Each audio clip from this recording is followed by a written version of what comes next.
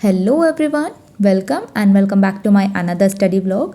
सो आज मेरे दिन की शुरुआत 4 बजे हो गई थी और उसके बाद I had this warm water. और बहुत सारे लोग पूछते हैं कि कैसे जल्दी उठे। तो जल्दी उठने के लिए कुछ नहीं, आप रात में जल्दी सो जाओ, 7 से 8 घंटे की नींद लो, उसके बाद अलार्म सेट करो और सुबह उठ जाओ। एक बार मन मार के एक बार उठ जाओगे ना, उसके बाद तो नींद आएगी नहीं। This happens to me. एक बार मन मार के मैं उठ जाती हूँ, फिर उसके बाद मेरे को नींद नहीं आती। तो उसके बाद मैंने अपना वॉक वगैरह करने के बाद I started with this black book. और ये मैंने कल ही मेरे को रिसीव हुई थी, मैंने ऑर्डर किया था इसको, कल ही आई थी। तो आज मेरे को इसका पूरा लगाना भी था। मतलब मैंने सोचा था आज साइनो एंटो और वन वर्ड सब्स्टिट्यूशन हो जाएगा, बट मैंने तब इसे खोल के देखा, तब मेरे को पता चला भाई पॉसिबल नहीं है। उसमें बहुत सारे दिए हुए थे, 5 पार्ट्स में वन वर्ड सब्स्टिट्यूशन को ही डिवाइड किया हुआ था। तो यहाँ पे मैंने अपना फर्स्ट स्लॉट करना स्टार्ट कर दिया था। और यहाँ पे सबसे पहले तो वही है, वन वर्ड सब्स्टिट्यूशन स्टार्ट हुआ था। और जो मैं लिख रही हूँ ना यहाँ पे, ये ऐसा नहीं है कि मेरे को वर्ड्स आते नहीं है, मैं उनको लिख रही हूँ। इस बुक की सबसे खास बात यही लगती है मेरे को, इन्होंने स्पेलिंग्स भी दी हुई है कि ये मोस्ट इंपॉर्टेंट स्पेलिंग्स है, इनको साथ साथ ही देख लो। और ना इसमें ना स्पेलिंग का सेक्शन भी अलग से दिया हुआ है। सो यहाँ पर मेरे 2 घंटे हो गए थे और ये पेज भी आप देख सकते हो, मैंने सारा स्पेलिंग से भरा हुआ है। कुछ वर्ड्स ऐसे भी थे जो मेरे को नहीं आते थे, वो भी मैंने लिख लिया था। फिर उसके बाद आई हैड दिस टी। और चाय पीते समय मैं कुछ भी नहीं करती हूँ, जस्ट कभी रील स्क्रॉल कर ली यूट्यूब पर जाके। तो आप ये कर सकते हो, फ्री टाइम होता है, चाय पीने का, इंजॉय करने का टाइम होता है। एंड फिर उसके बाद अगेन मैंने अपना स्पेलिंग का बोल रही हूँ, वन वर्ड सब्स्टिट्यूशन का सेक्शन लगा दिया था। और इसमें ना सर ने ऐसे दिया हुआ है कि ये वाले साइनो एंटो में पूछे गए हैं, ये वाले स्पेलिंग्स में हैं, तो वो काफ़ी अच्छा रहेगा आप लोगों के लिए भी। तो खरीद सकते हो, मतलब मैं तो रेकमेंड करूँगी। मैंने आज सारे वन वर्ड सब्स्टिट्यूशन कर लिए इसमें से। और काफ़ी इसमें ना एक सेक्शन ऐसा भी दिया हुआ है जिसमें लिखा हुआ है most repetitive one word substitution. तो वो तो मेरा मतलब 20 मिनट में मैंने कर लिए थे, क्योंकि मोस्ट रेपिटेटिव थे तो मेरे को आते ही थे। इतना तो यार, अब सीजीएल की तैयारी कर रही हूँ तो इतना तो मेरे को पता भी होना चाहिए कि जो सबसे ज़्यादा पूछे जा रही है उनमें तुझे गलत नहीं करना है। और यही मेरी स्ट्रैटेजी रहती है कि एटलीस्ट ठीक है कुछ परसेंट लोगों में ना आऊँ, बट भीड़ का हिस्सा तो बनूँ ना इसमें, वो तो मैं फुलफिल करूँ। अगर उसको भी ना करूँ तो मेरे मार्क्स तो डाउन मार जाएंगे बिल्कुल। सो बस। और इंग्लिश करते करते आज मैं थकी नहीं थी बिल्कुल ना। और वन मोर थिंग, मैंने आज सीजीएल का फॉर्म भी भर दिया है। उसमें थोड़ा मतलब अलग तरीके से इस बार भरा है। कुछ एप्लीकेशन थी माई एसएससी करके, फिर वहाँ से आधार की एप्लीकेशन डाउनलोड करो, फिर वहाँ से मतलब इतना अलग अलग था, बट मेरे को सही लगा। उसमें डिटेल्स वगैरह ऑलरेडी मेरी फिल्ड थी तो अच्छा लगा। उसके बाद यहाँ पे देखो 3.5 घंटे हो गए थे। यहाँ पे मैंने खाना वगैरह खाने के बाद अगेन वन वर्ड सब्स्टिट्यूशन का स्लॉट यहाँ पे लगाना स्टार्ट कर दिया था। और 7 घंटे, हाँ अप्रोक्स 7 घंटे मैंने सिर्फ और सिर्फ इंग्लिश को दिया था। और कुछ लोगों को लग सकता है कि कैसे 7 घंटे इंग्लिश आप कर सकते हो।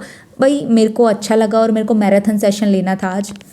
मैंने सोचा तो था आज कि एंटोनिम और साइनोनिम भी साथ साथ कर लूँगी, बट इनको देख के ही मैं बस हो गई कि हाँ इतना ही होगा तेरे से।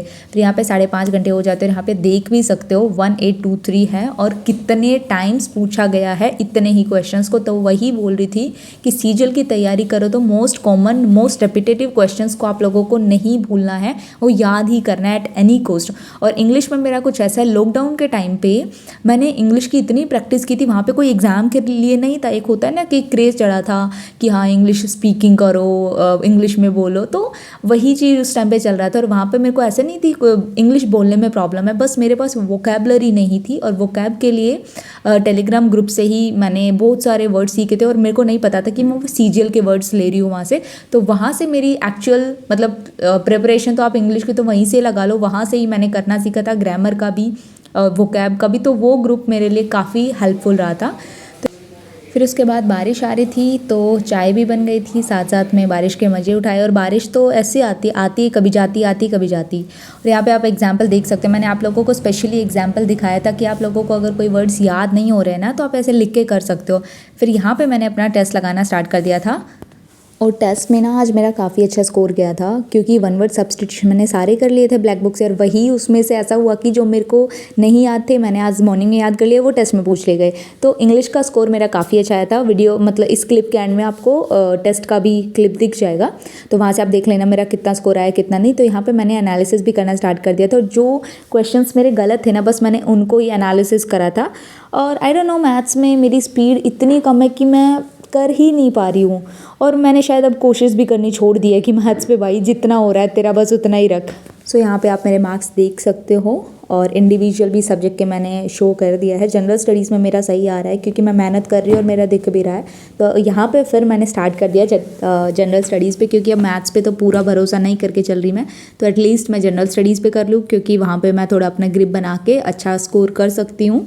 मतलब एवरेज से ऊपर तो अभी आ ही जा रहा है, बट उन एवरेज से ऊपर से भी डबल ऊपर लेके आना है मेरे को। तो यहाँ पे आप लोगों को ये नोटबुक दिख रही होगी, ये लास्ट प्रीलिम्स था ना जो 2024 का, उस टाइम पे मैंने बहुत सारे क्वेश्चंस जो स्टैटिक जीके था इसमें नोट डाउन किया था विद ट्रिक्स। और ट्रिक्स इतनी अच्छी है ना मेरे पास, मतलब मैं क्या ही बताऊँ, एक बार पढ़ते मेरे को भी हंसी आ जाती है। तो उससे आइडिया भी बहुत लगता है और मन भी करता है इस नोटबुक से पढ़ने का। तो यही है बस, मैंने इसी तरीके से मैं आज कर रही थी। और ऑलरेडी मैंने बता दिया आप लोगों को, सीजिल का फॉर्म मैंने आज भर दिया है। तो आप लोग भी बताइए आप लोगों ने भरा कि नहीं भरा।